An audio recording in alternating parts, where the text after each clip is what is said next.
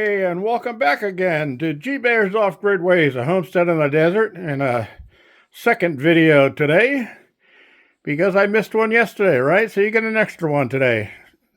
Of course, you could always go over to my Rumble channel and see some extra videos there too, but you YouTubers that have been around here for a long time, you deserve special treatment, right? Yeah, all right, so here we are. Harbor Freight well pump, shallow well pump, and all put back together again. And I said, like yesterday, I left my gauge here set to what I read it at yesterday. So that's the reading on it right there. And we'll see if we had any leaks on this thing. Let's hope not. Sorry about that. I hit the button and knocked it off, so I'll just go and continue with it, and we'll unscrew the cover here. All right, and let's put the gauge back into place. There we go, and we're going to press it on here. And let's see. Hey, look at that. It's holding perfectly. So, this pump is ready to go back on the shelf as a backup for future reference. And right now, I'm letting the air out because you don't want to store these things under pressure without water and without them working.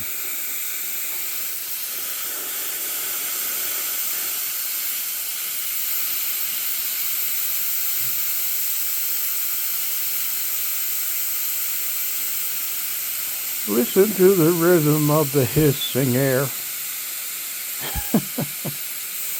Yep. All right. I'll pull the valve out of that. I'll pull the pin out of that valve later. I have a little tool for that up here. I'll show you that in a second. Let me shut the light off here. I already closed the garage door because the winds are starting to pick up again. It was calm all day, but then I started doing some work with plastic sheeting outside, and the winds picked up. And I was working in here too, and the winds were blowing right in the door, so had to close things up. Now on this side, it's nice and calm. But see, the turbine up there is blowing, or it's spinning, and it's coming from that direction. So, I heard that click and latch, so I'm locked up there. All right, so what else did I do? Well, you saw my earlier video, and I have stuff growing in my garden here in January, the middle of January, in the high desert, California. Yep. And we're going to head down here because there was something I said I was going to do, and I did it.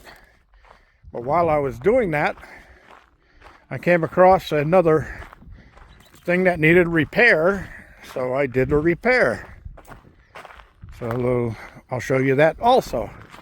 All right. So the repair I did was this valve right here. Because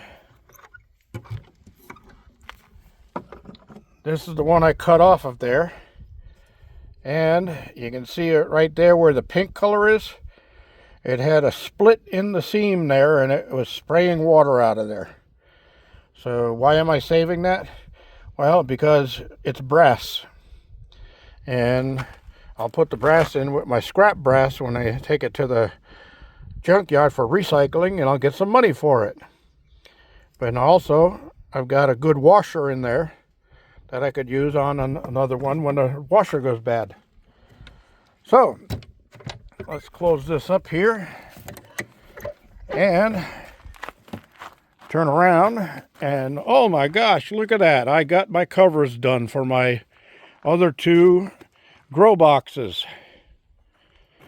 So you can see the potato plants right through the plastic there. They're happy now. They'll stay nice and warm in there. I'm going to bring my stapler in. I got a couple of wrinkles there in the plastic that'll let the heat out. I'll just throw a couple extra staples in there. I did a smaller one on this one. And this, you can see the potatoes down inside there. This is the one where I planted the potatoes with just the peels. And I told everybody back when I did that, yeah, when I was a kid growing up, I used to have to take the garbage out after supper, and we had a compost pile, and all of the scraps went in the compost pile, and there was always potato peels because Mom always made mashed potatoes with our meals. So I had to take the potato peels out there and throw them in the compost. Well, as soon as the weather warmed up a little bit, there was potato plants growing out of the compost pile.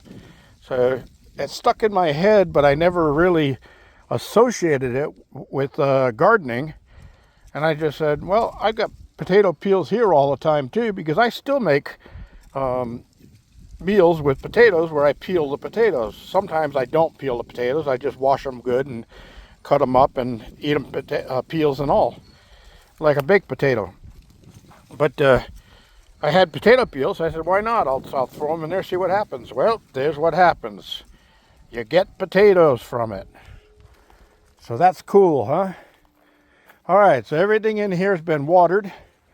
Now, that cherry tree, I think it is, that one was sitting inside the grapevine area right there. And then the roots had started going out the bottom of the pot and going into the ground there. And I didn't want that to get anchored there. So I moved it over there because there was a dead grapevine in that corner.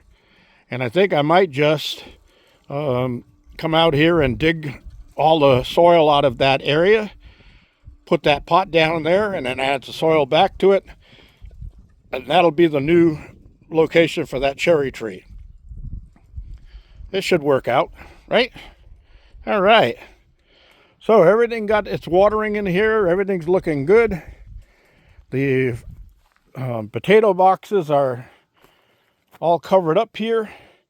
I got to get a couple more of my lead weights out of the garage and put them on these corners, because the winds come up and they'll catch underneath that and lift it right off. So like I did here, I got lead weights on there. So I'll do the same thing on this one. Now this one had a big puddle of water in it. So I took my little knife that I keep right there on the post, and I just punctured a couple of tiny holes in there and let it drain out into the bottom. And underneath here, as you saw in my earlier video, I have radishes and spinach growing in January. Hey, that's cool, huh? So I was thinking, if I make a big cover for that part of the garden down there to go all the way around the whole section, I bet you I can get stuff planted in there and get a good head start on growing for this year. I just might have to do that. Yeah. All right. Anyway, let's see. What do we got going here? Whoa, I'm 8.5 minutes in. I didn't realize I was so long-winded. Well, I got to get this trailer cleared out and get it over to my neighbors to get some more horse manure, because I'm going to work on another project that I've been putting aside because I didn't have the money for the fittings I need. And it's not a lot of fittings, but as you guys all know, I was going through some really hard times. I didn't have any money. So I couldn't even afford a $2 fitting. But this tote right here, I put the a 3-inch coupler on it, and I used to use it for water. but when I was putting the new coupler on there, I went a little too deep with my router, and it leaks at that unit right there. So that's going to be just a drain anyway. I'll close it off so that it doesn't leak, and then I'm going to use this tote as a bladder, and I'm going to use it to make biogas. What's biogas? Methane. So if I can get a load of manure from my neighbor who has horses, he's always looking for getting rid of some of that. I'll throw some horse manure in there and put some water into it, and I'll let it sit for a couple of weeks, and it should pressurize, and then I'll test it, see if I get methane out of there. And if I do, I'll modify a system where I'll get a small transfer pump for air, an air compressor pump, and I'll transfer the gas out of the tote and put it into a pressurized or pressurize it into an old propane bottle, and see if I can get my propane for free from now on. Okay, I also had a couple of people that wanted to see the new puppies, and let's see, they're not really new anymore, but there they are. 4 of them, all in good health. And this is Mommy right here, little Midnight. And she keeps an eye on them. Anybody comes over here, she comes over and checks them out right away. They're all little cuties. So I'll be looking for homes for them real soon. And this year I'm going to try to get all of the dogs fixed. Now right now I have Limpy, who is in heat, isolated, and I'm using this chicken coop side right here for isolation for when I have baby chicks. And as you can see, Limpy's in there, and she's not liking it. She thinks that she's being punished, but she's not. I'm just trying to keep her from getting pregnant. I think I got to her in time. I think I got her in there in time, but Doggy Daddy's been after her, and so he just sits right outside here, and they've been trying to tear through the screens to get at each other. I had to fix this all up. Get down, Limpy. Get down. Down. Get down. Good girl. So I might have to put another piece of this metal up a little higher so they can't do that. I could probably put it on the inside, it'd be just as good. But that's another project. I'll probably get to that maybe tomorrow. She just had her supper, that bowl in there, and I just gave her fresh water. So she's fine. And inside of this coop, she's got a blanket to lay on, and that's where she sleeps at night. But this guy hangs right by the door like, I can't wait for her to get out, like she's in prison or something. But that's the best I can do is right now is just keep her isolated so she doesn't get pregnant. Like this little girl did a bunch of months ago.